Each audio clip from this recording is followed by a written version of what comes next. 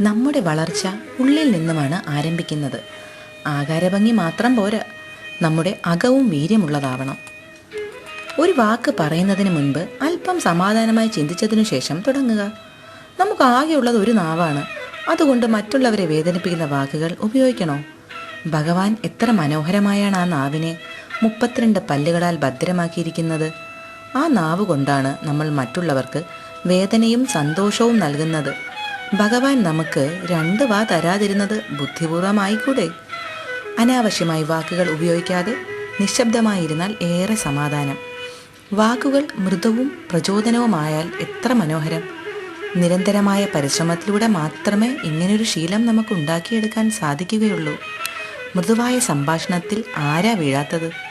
കൂട്ടം കൂടുമ്പോൾ ആദ്യം സംസാരിക്കുന്ന ആളിൻ്റെ ശബ്ദമാധുര്യം അനുസരിച്ചാണ് മറ്റുള്ളവരും പ്രതികരിക്കുന്നത്. ചില ആൾക്കാർക്ക് മര്യാദയുടെ ഭാഷ മനസ്സിലാവില്ല.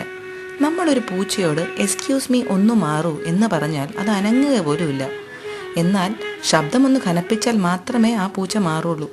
ചില മനുഷ്യരും ഇതുപോലെ തന്നെയാണ്. അവർക്ക് മനസ്സിലാവുന്നത് അവരോട് സംസാരിക്കുക.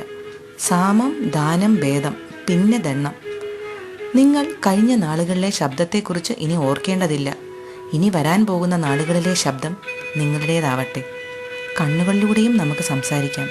അതിന് ഭാഷ ആവശ്യമില്ല. ഒന്ന് ചിന്തിച്ചു നോക്കൂ.